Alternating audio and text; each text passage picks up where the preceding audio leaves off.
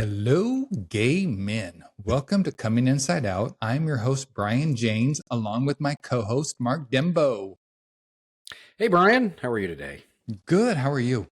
I am doing great. And as anybody who may be watching us today, you see we have a third person here with us Yay! today. We are thrilled to have our first guest on the Coming Inside Out podcast. And joining us today is Shaun Williams. Shaun is a man whose journey embodies courage, healing, and the power of community.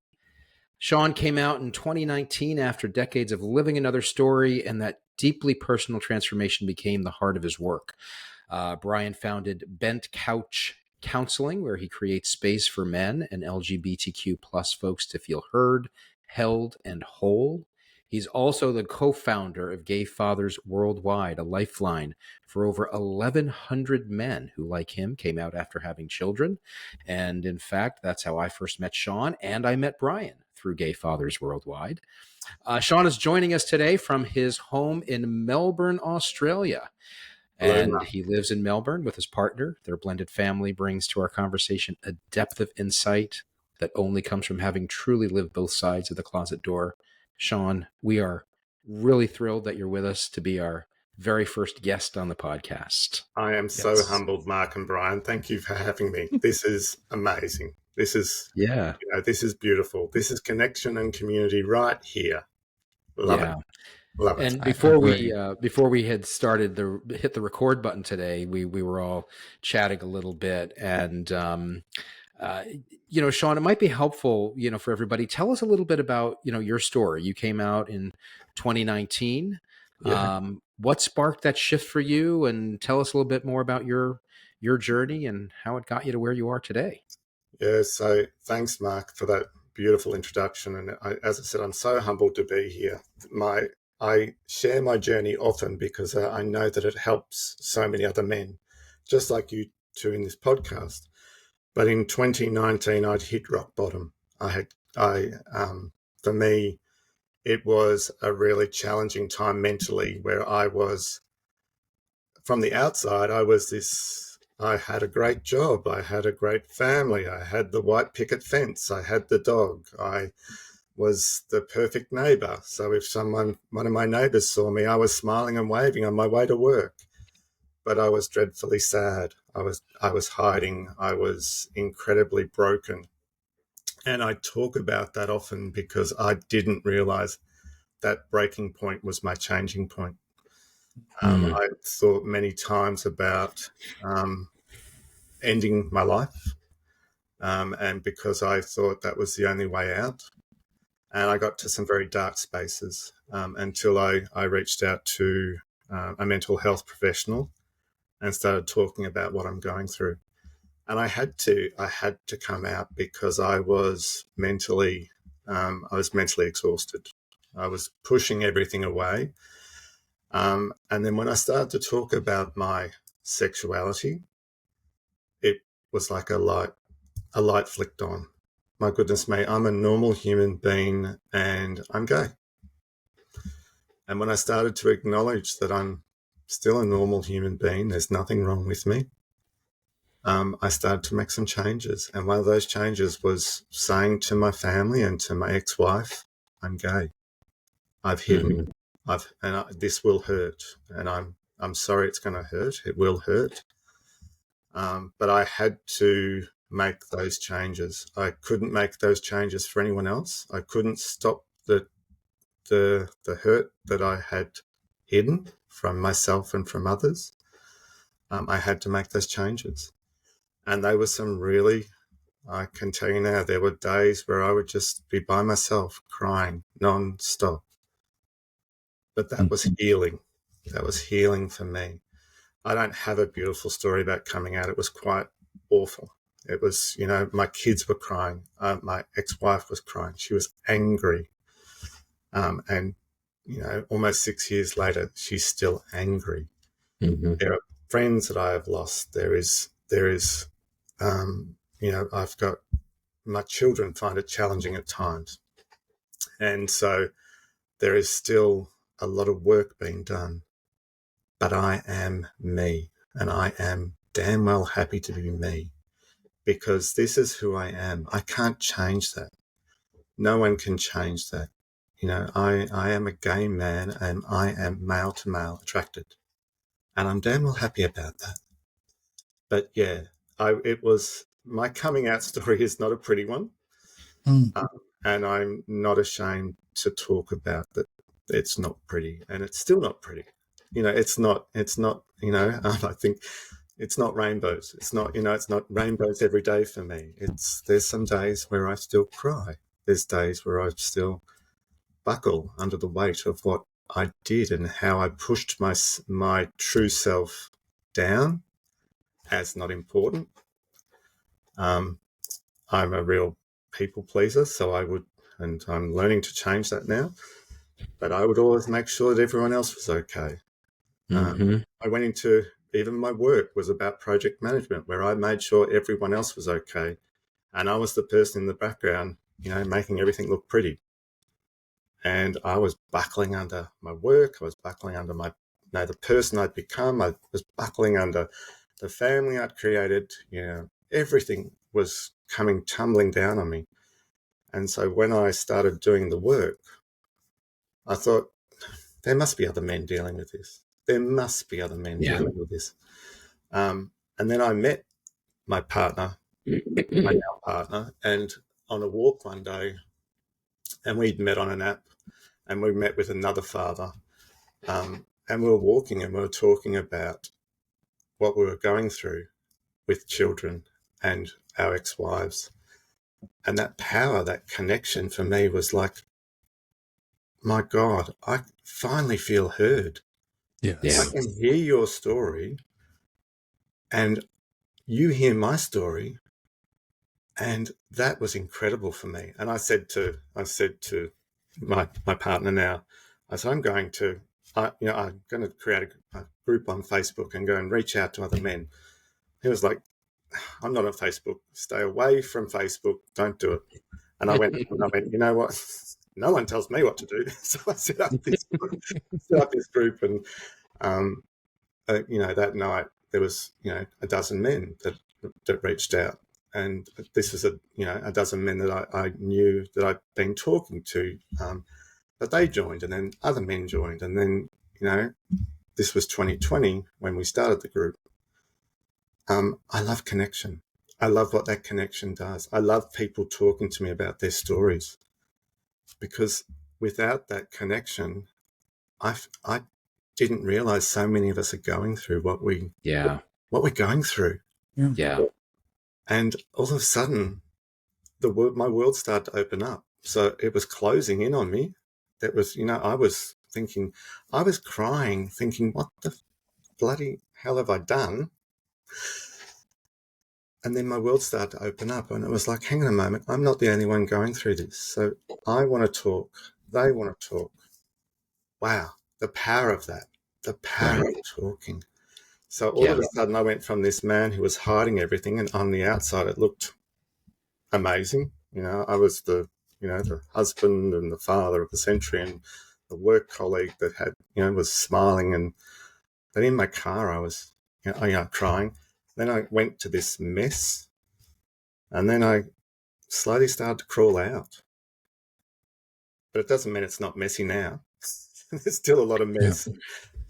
But my story, I find, resonates with other men, and so I continue to talk about it. So, and from 2019, I was 50.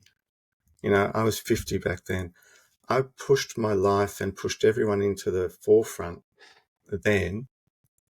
And when I turned 50, it was like, why am I pushing everyone into the forefront? I should be pushing myself into the forefront. I should be like, this is me. What am I doing? Why aren't I respecting who I am?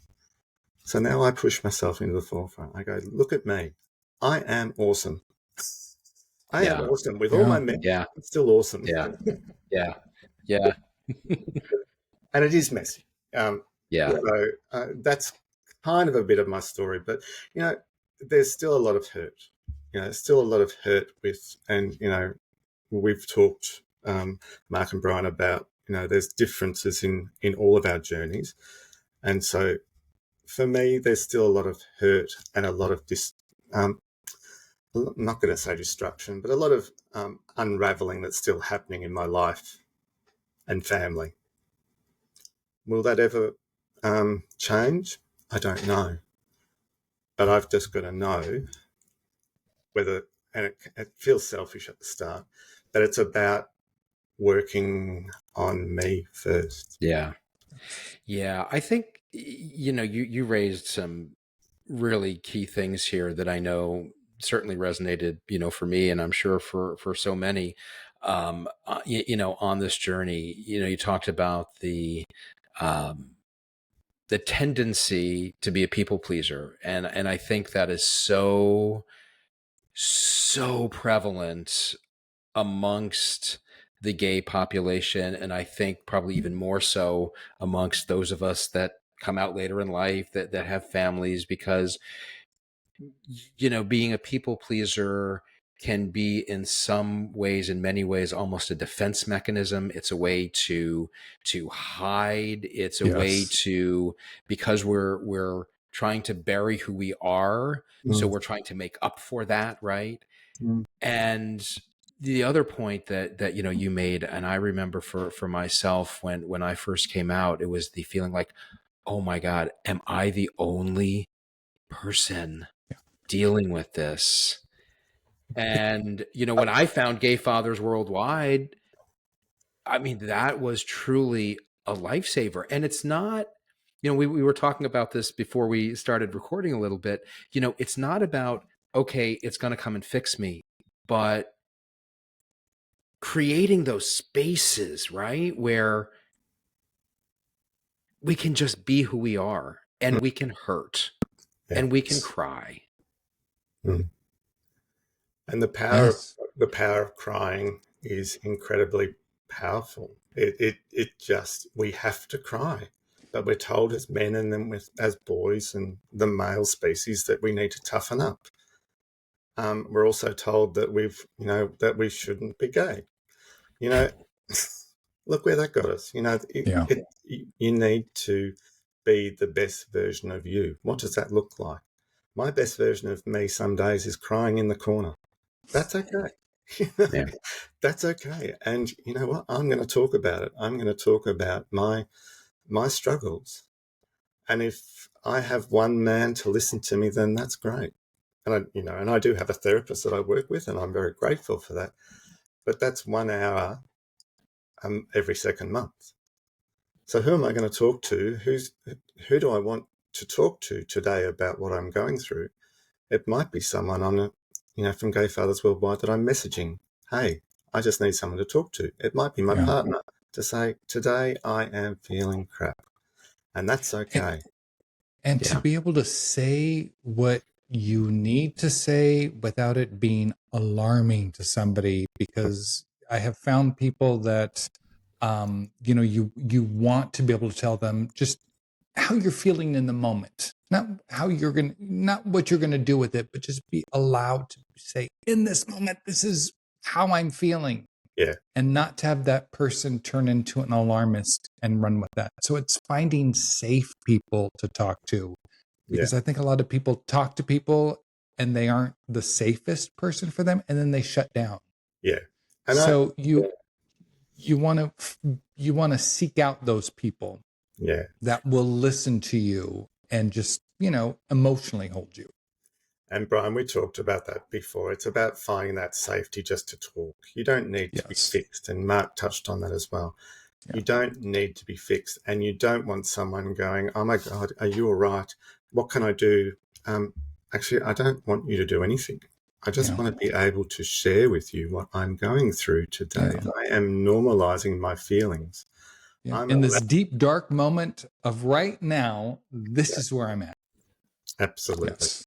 Absolutely. And the power of that is what I have tried to create in Gay Fathers Worldwide, because damn all of you, I was going to become a millionaire because my story was my story and I was only one. But damn all of you came along and took that power away from me, and now I can't write that book about because I'm the only one. But geez, I was grateful that I wasn't the only one. I was grateful that I had people that I could cry with. And I'm grateful that I can actually share with. I can read a story and go, yep, that resonates with me. But I'm not, sometimes even on Gay Fathers, I'll just give it a love heart because you've touched me with what you're talking about. Another man's gone, wow, that's really powerful. And so, I remember when we first started the group, this always made me laugh. My partner, Dean, and I would always sit in bed in the morning. Gay Fathers Worldwide became big quite quickly. And we'd be responding to every post because we were people pleasers and we had to do that. Now Gay Fathers Worldwide is very organic. We have, 12, 13 administrators around the world. Mark's one of them, which is amazing. If someone makes a comment, we don't have to jump in and comment anymore because there's 30, 40, 50 other men around the world that will comment, like, and connect. So that power of community, the power of us talking about this, that's a community. For me, community and connection outweighs, all the other shit I'm going through because I've just got a connection now, or I can read something and go, yep, I love that. Thank you for sharing. But am I going to fix it? I can't fix it. Yeah. I can be there. But and that's the power to me of connection. I don't want to be fixed. I'm doing all that work in the background. If you can validate me and say, well done. Well done for crying today. Well done for getting up this morning. Well done for telling me that you're struggling today. That's all I want. Yeah. I don't want to be fixed because there's so many times in this world, and we come into this world as we're fathers. We're trying to fix everything. We're trying to be that people pleaser. We're trying to, our kids tell us they've hit their toe or something. We're trying to fix that. We know that there are parts of us that try to fix everything. I don't want to be fixed. I just want to be heard. So can I be heard today?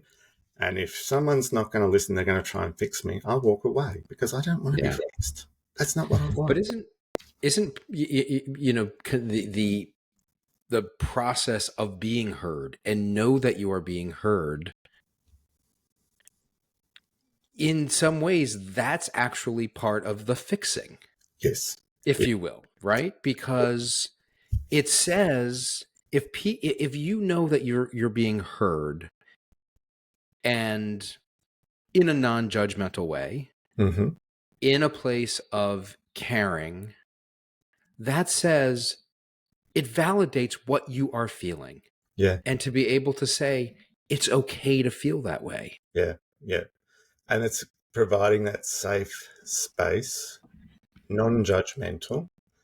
And, as we say in Gay Fathers Worldwide, it's non-judgmental, safe, and non-sexual. So it's a space where you can just be a man. But I do not want to see you and your budgie smugglers or, we call them budgie smugglers here in Australia. There's a time and a place for that, but right. There's other sides for that. But our side is about being heard, about sharing, about reaching out. And I see men every day go, just type a quick sentence. I'm feeling sad. Is there anyone to talk to? Yeah. That's then posted. And then there's 30 men. There's people that write DM direct messages to this man. That's community. That's about just being a safe space. That safe space is when the change starts happening. And we were talking about this, because, now that I'm a counsellor, for men as well, and I will plug the business. I'm all about plugging my business, but it's important just to have that space to provide safety, where you can talk about what you're going through. I'm not going to fix you.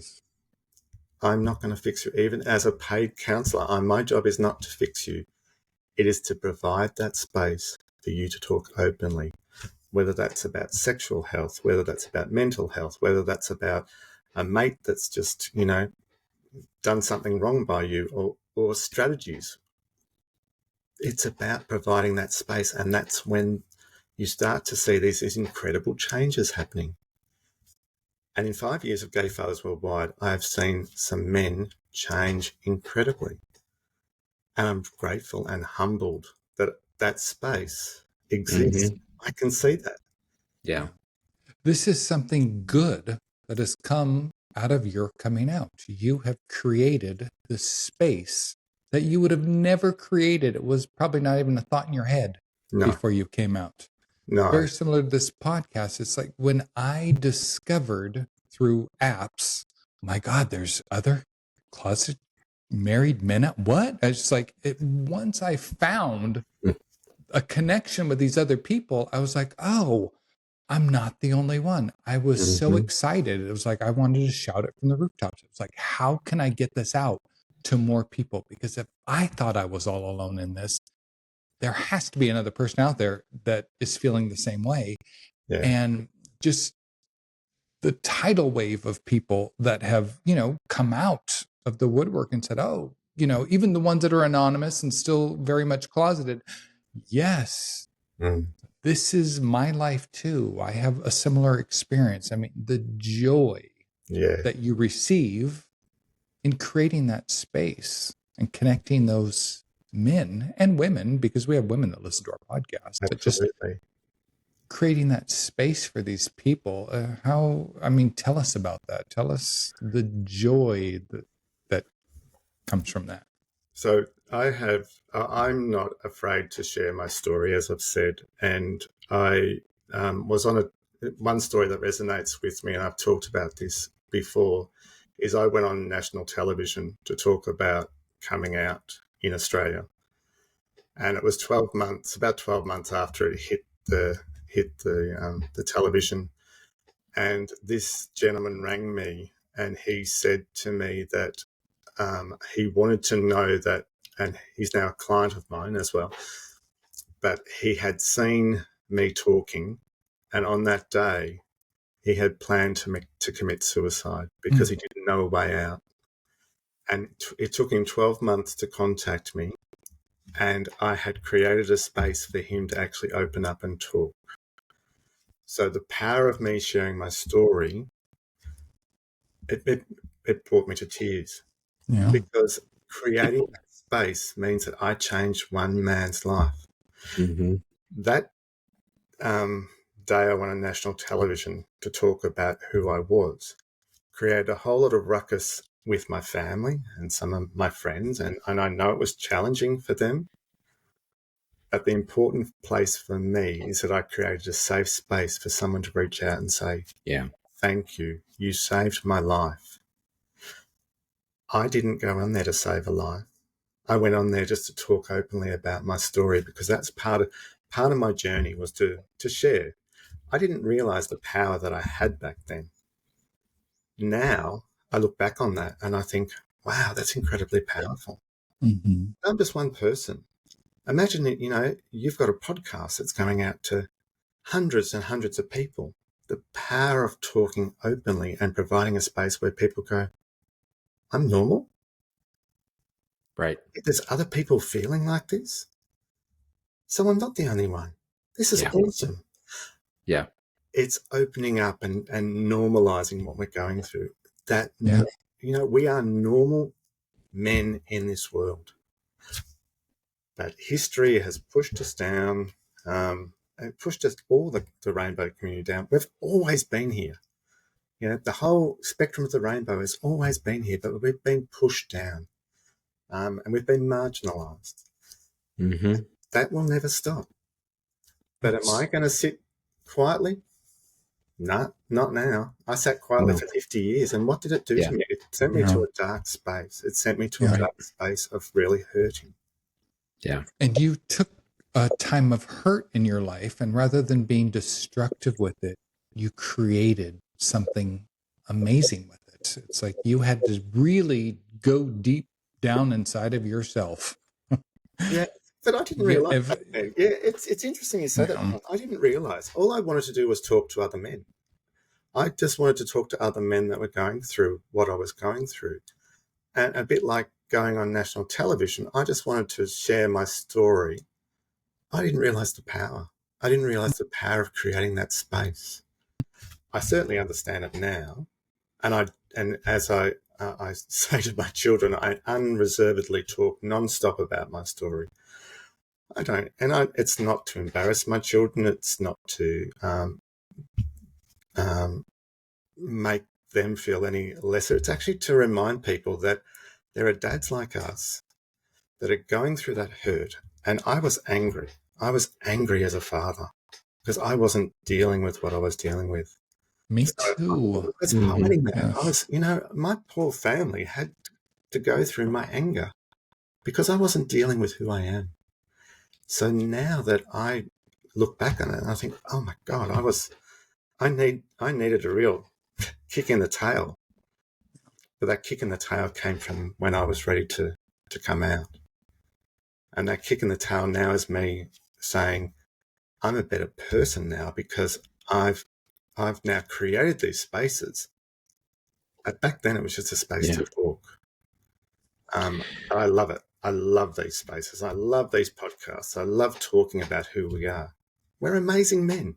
Yeah, I agree. And to be able to, Shaun, as you're saying, it's to normalize it. It's we are who we are, and you shouldn't.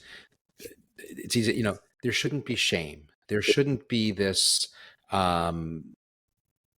guilt around all of that of who we are. But with that said, right? I mean, look at the three of us sitting here. It took we're three examples. It took us a good part of our lives until we were finally able to say that this is who I am.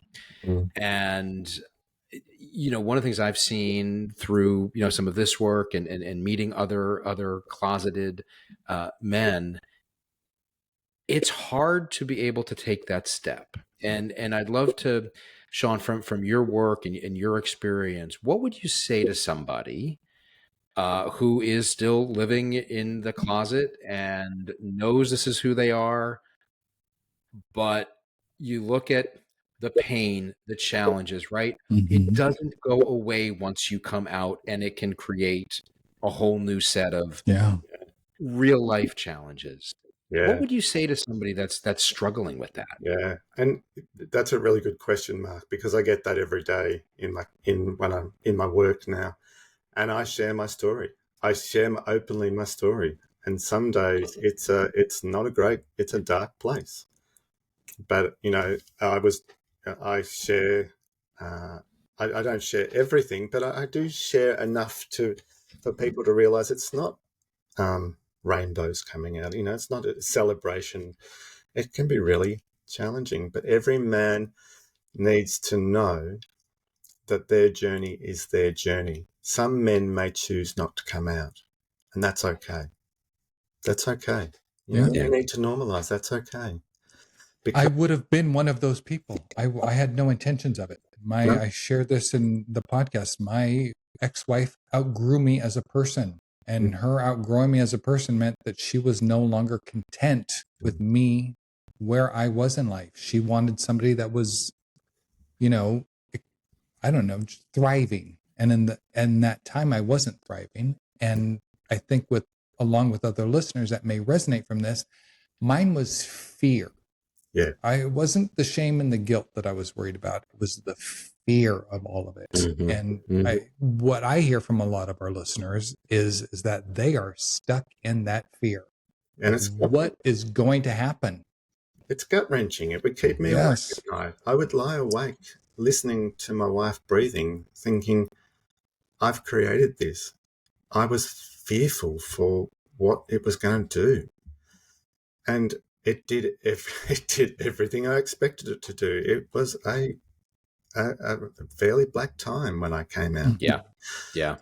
It was challenging, and it's still challenging. Yeah. But am I happy? God, yes. God, yes. And that sounds really selfish. But for the first time in my life, I realized that I am who I am, and I've got to keep being who I am and shout that from the rooftops.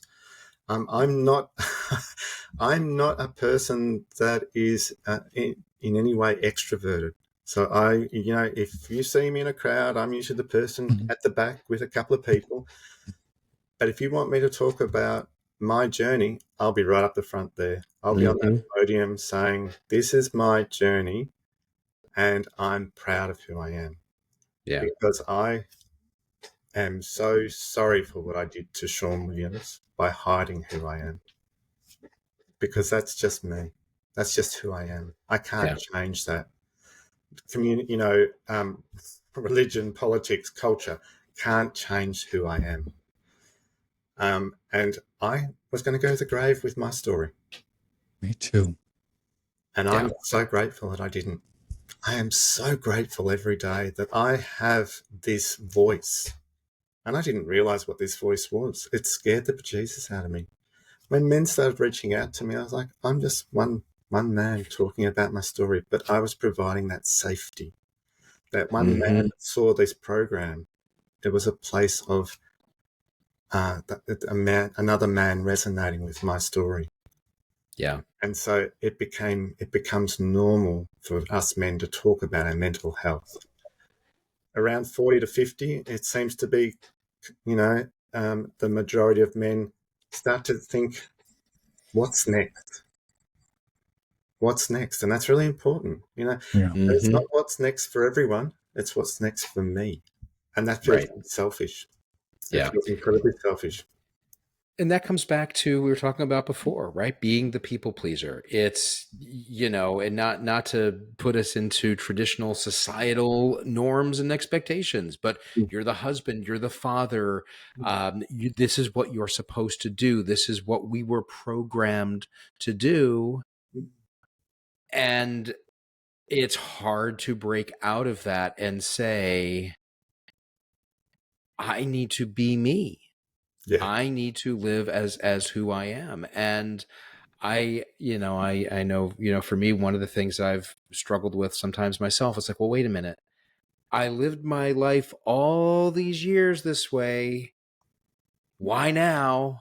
Mm-hmm. But then I say, wait a minute, it's for whatever time I have left, right? Mm-hmm.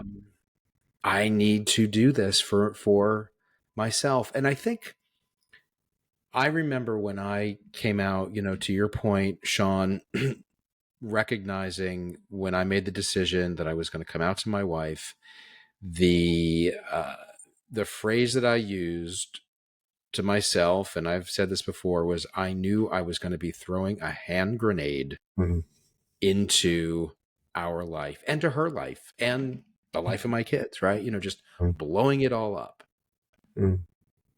And it's been hard. But to your point, hard doesn't mean regret. No. Yes. No. Yeah, hard means dealing with what you're going through and talking about it and opening up and sharing and dealing with the fallout, not running away from the fallout. So I was a person that would run away from the hard arguments. I was always like, I'm not dealing with that. What I learned was to actually deal with it is actually incredibly powerful. But I had to find the time and the place to deal with it. And it was a hand grenade. It was literally a tsunami. That hand grenade set off a tsunami, wave after wave. And some of those waves still slap me today. Mm-hmm. And that's okay. I need to normalize that. I need to deal with that. And some days it is overwhelming. Yeah. But I talk about it. And I acknowledge those days when I feel overwhelmed. I acknowledge and I talk about it. I was so suppressed in my life that even after the divorce, and I shared this in a prior podcast, even after the divorce from my wife, I was walking my dog and I was thinking to myself, what is my life going to look like for my children going forward? At some point in time, I'm going to meet a woman. I'm going to get remarried. My kids are going to have a stepmother. What is that going to look like, Brian? What is that going to look like? And I'm walking my dog and I'm thinking about it. And I thought, this is like a do-over for me right now. This is like a reset button. Brian, if you were gifted with being able to like start it all over again at 50 years old, would you date a man or would you date a woman? And in that moment, I was like, I would date a man. I wouldn't date a woman. And it was like, holy crap, like the lights went on and the whole thing. And it was like from that moment forward, I thought, I'm 50 years old. However much time I have left in my life is a gift going forward. And I don't want to spend another moment of my life not being me. And that was my catalyst to like, okay, I have to come out. I can't sit on this. I want to scream it from the rooftops at this point. And I had spent so many years thinking I was all alone, thinking that there was something wrong with me. I'm not gay. It's like there's some confusion. There's some miswiring going on inside of me. I'm a married man. I have kids. I can't have feelings for another man. It was like, I tried to rationalize what was going on inside of me for years. So it was such a blessing. And the only thing that was wrong with you was you were not being who you are. Yeah. Yes. And it seeped out in 100 other ways. Yeah. Yes. Yeah. And isn't it wonderful to be able to actually say the words, I am gay and I am I am normal. Yeah. I'm a normal human being. Yes. Yeah. I think for me growing up in the 80s, seeing the AIDS epidemic was heartbreaking. And I remember thinking, I will never, ever come out. And that was the start of me pushing it down. And then I would hear people talking about the gay community and how wrong it was that these men were, hugging each other and kissing each other. And so more and more you hear society's expectations and then religion and politics. And so as a child, I remember I was 8 or 9 hearing some of these people saying things about gay men. My brain started to think, and I'm developing. I'm developing here. Right. And all of a sudden I'm thinking, okay, that's not right. Okay, so I'm going to push that down. I knew back then, I knew at an early age that I was gay, that I was male to male attracted. I kept pushing that down because that's what society wanted. Society wanted me to be a straight man. How dare society tell me who I can be? How dare they? So now, when I hear religion, politics, society, culture telling me who I'm supposed to be, I go, right. It's not your right. Yeah, that's right. Exactly. This is who I am. Yeah. Right. And if you're going to come along for the ride and be with me, great. If you're not, see you later. See you later. This is who I am, and I'm going to celebrate it. Yeah. Yeah. As you said. But it's hard. It's hard to say, I'm not going to go along with what society expects of me. Yeah. Oh, and we're supposed to be the majority because that's where we're accepted. Right. Right. And it's what we've learned. It's what's been, again, programmed from the time you're however old, right? It's what we're told. And you grow up and you say, that's what I've got to do. And it's hard to break out of that. But absolutely. Yeah, we don't want to disappoint the world. We don't want to be, don't want to show that we're different to anyone else. I'm different. Shaun, and I'm so let me ask you, Shaun, because this is my feelings of how I felt when I was growing up. I thought was every closeted man's feelings, or they were going through the exact same thing. I remember at a young age, probably before 10 years old, starting to crawl into the closet. I remember a comment being made to me by a cousin. I remember somebody saying something to me when I was out riding my bike. So it was like at those moments, I was like, okay, be a little less of yourself, Brian. But pull back a little bit, Brian. You got to hide this, Brian. There are people I talk to that are in their 40s and they're like, oh yeah, I had no idea I was even gay. I didn't discover that I was gay until I was 47 years old, or, I was 50 years old. It was like, for me, I don't resonate with that because I always knew. So do you have clients that just discover at 50 years old that they're gay?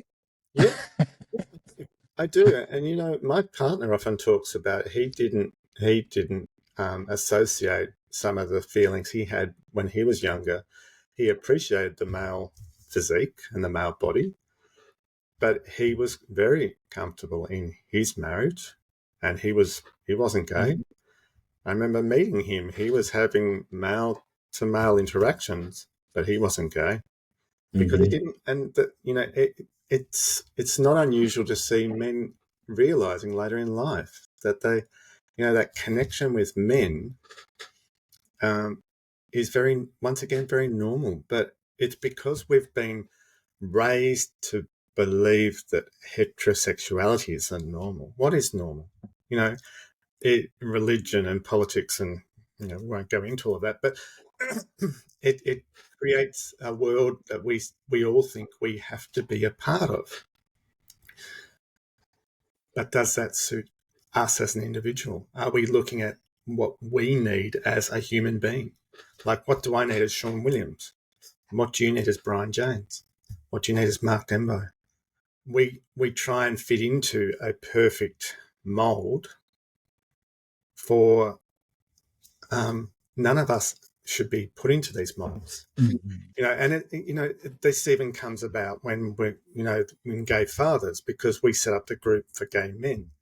But there are so many versions of men that are coming out. Some are coming out as bi. Some are coming out as polyamorous. It's a spectrum, because even the word gay is putting people into a box. Right. It's not my right to put anyone into a box. So we've looked at the gay fathers worldwide several times, and what do we, how do we rename it to fix? I can't fix it, because it's huge. Like, there's so many different versions of us men coming out.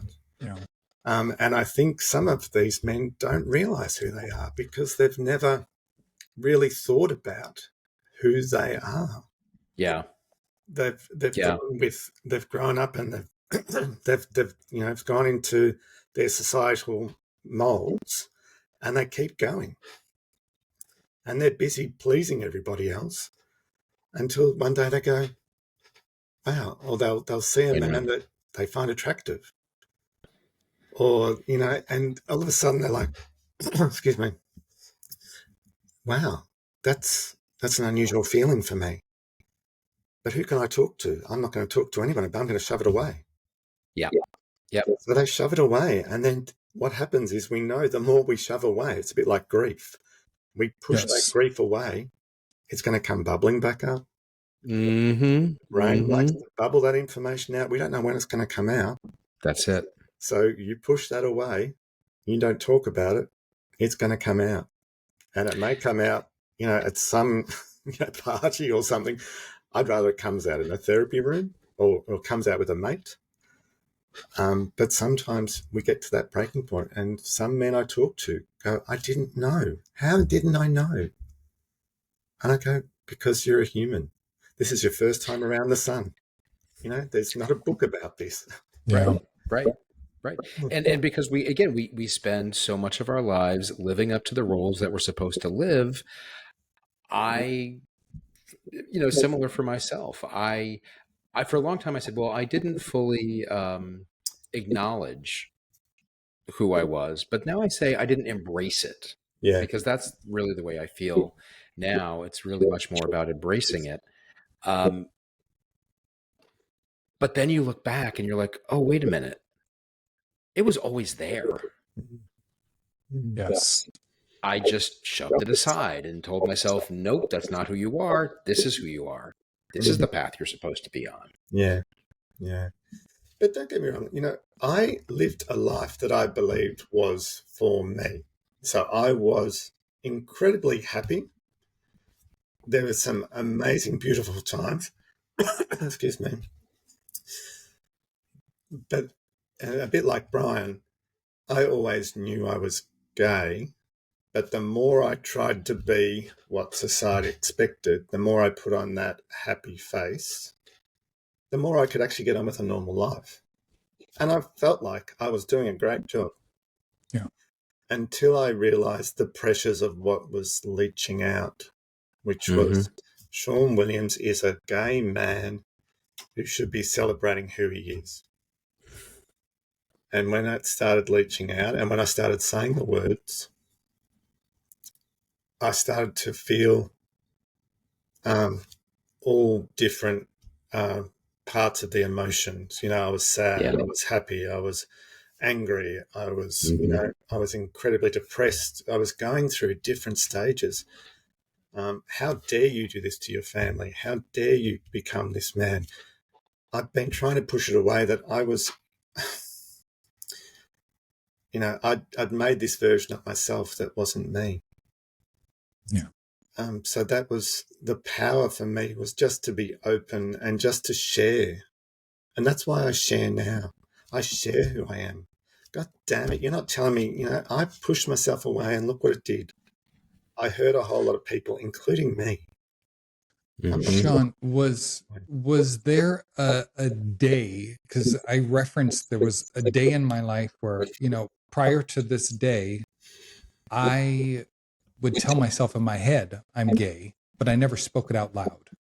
And then there came a day, I was 47 years old, and I was in my car and I was like, Brian, out loud, you're fucking gay. And I just screamed it out. And I was like, oh my God, that's the first time I heard myself say it out loud. I've said it in my head 1,000 times. And I was 47 at the time. And I think the universe right then and there started a shift in my life. And it was like, okay, you've finally admitted this to yourself. And if you're not going to get yourself out there, we're going to help you. We're going to, this is going to happen. So was there a time in your life where you were just like, yes, and that started the process? Or how did that happen? So the process for me wasn't, I remember looking in the mirror and saying often, I'm gay. Out loud or to yourself? No, out loud. Out loud. Okay. I would say it often to myself, I'm gay. Excuse me. At what age? Late 40s. Okay. But then it wasn't until I went to my therapist and I had literally, I'd moved out of the family home and I went to my therapist, who I'd been working with for a long time. And he said to me, I told him about how I'd moved out of the home a couple of days beforehand and I didn't know when I was going back. And he said to me, are you going back? And I said, no.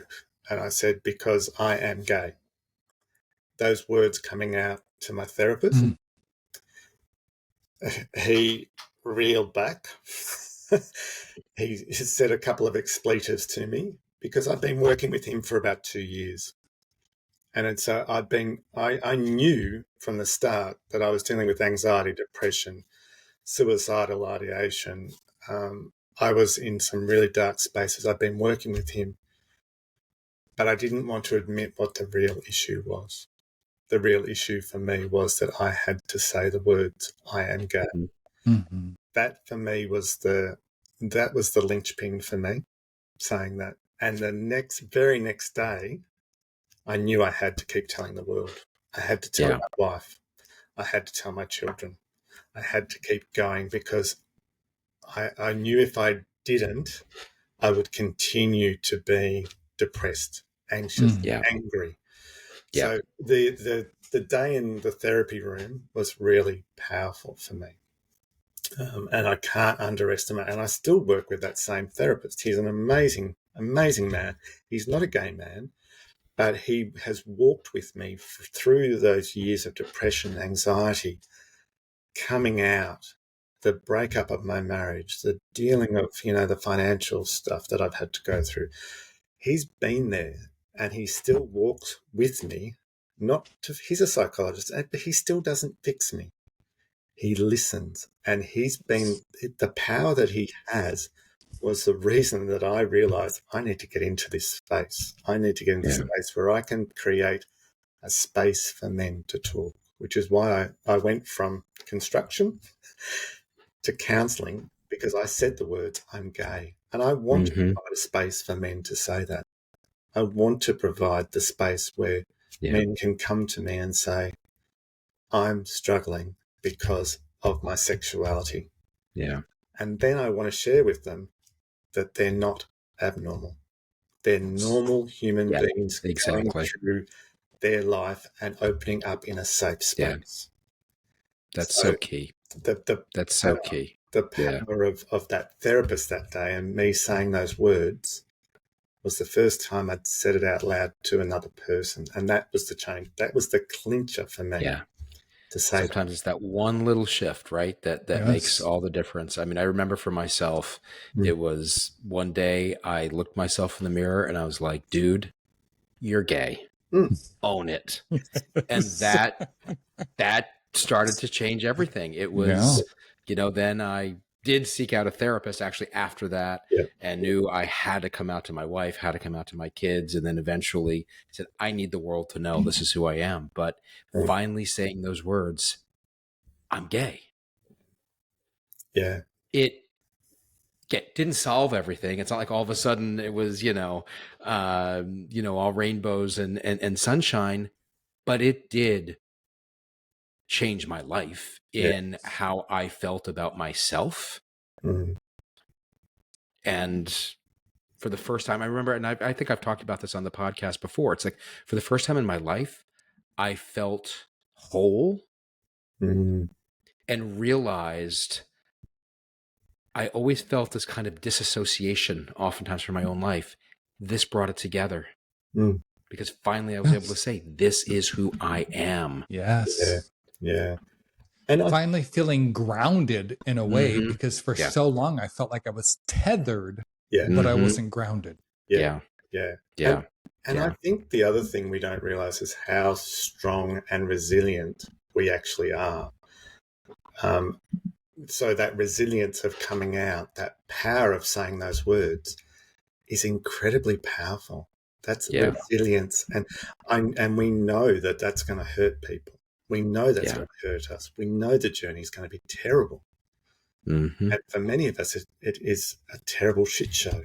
And I call it a shit show. It's awful. But I'd rather be dealing with it and be honest about who I am than hiding it Yeah. or being the angry, depressed, anxious-ridden person I was before and Yes. pushing myself down for society Yeah. and pretending to be someone I wasn't. Wow, why would I do that? Why would I hide for everyone else when it's, I'm taking away what I've been given, which is to be a normal human being and to celebrate who I bloody well am. Yeah. It's so powerful. And again, to know that you're not alone. Yeah. Yes. You're Yeah. not alone. Yeah. Yeah. Shaun, before we wrap up for today, this has been such an enriching conversation. I can't think of a better person to have had on here as our first guest. Tell us how people can find out more about your work, about gay fathers worldwide, how to get in contact with you. Yeah. Thanks, Mark. So I opened up my private practice, Bent Couch Counselling. So we were looking for a name that people could resonate with. Where I'm bent, I'm not straight. I'm incredibly happy being bent. So that's how Bent Couch came around. So Bent Couch Counselling is online and Australia-wide and can be found at bentcouch.com.au. But also on the website there, we also have the Gay Fathers, information about Gay Fathers, and the link, which is to go to Facebook. So we have a private group on Facebook. We meet as a community once a month, which is not enough. I know we need to do more, but I'm trying to get my admins to step up and start running a few more meetings. We'll talk about that later, Mark. It's about community. So I run the Gay Fathers community group, and it is a community, and it's about connection. So there are men in this group that haven't come out yet, and they may never come out, but they've got a space to talk. It's also a space where men who've come out are dealing with a lot of stuff. It's a safe space to talk. It's a community. It's a community of men that understand.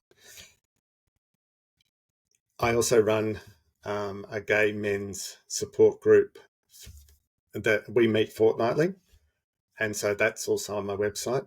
It's about creating community, because when you get a connection and you talk normally about what you're going through, you start to open up. But you've got to find a safe space. So get out there and find a safe space. If you find it at bentcouch.com.au, that's great. And if you don't find that as a safe space, we live in a world where everything's online now. Get out there and find a safe space for you. So if you're not a gay father and you're looking for something else, find a community. Find a place where you can connect. Because what I've discovered is I couldn't find something. I created it. I didn't realize the power of that I created, but I love it. And organically, this space of gay fathers worldwide, I've met, you two beautiful men there. Yeah. It's connection, and so we're not trying to fix, just like in my business, I'm not trying to fix you. I'm creating connection, community, and a safe space to talk. Isn't that refreshing in the world that we're living in at the moment? Yes. A place where you can talk safely without being judged, without being told that you're wrong or there's something wrong with you. There's nothing wrong with you. You're a normal human being going through lots of different changes in your life. Enjoy it. Yeah. Yes. And we're gonna put links within our show notes to your website and to thank you, your coaching also. Yeah.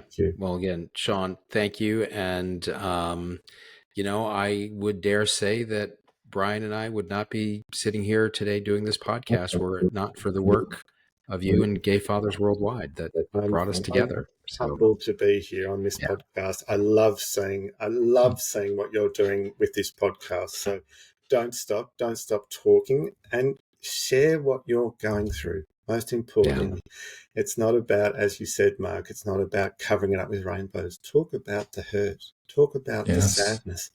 Talk about what we all go through, because we are normal human beings. We are allowed to be having crappy days. It's not an easy journey. No. But I don't think anyone's going through an easy journey. So let's all celebrate it and, give each other a hug when we need it. Exactly. Yeah. But I'm so humbled to be here. Thank you so much for having me. Thank you so much, Shaun. Pleasure. And to all of our listeners, please write us at cominginsideout@gmail.com. And if you like what we hear, please like us on your favorite podcast app. Leave some comments. Let us know how we can continue to serve all of you. Thanks so much. Thank you. Thank you.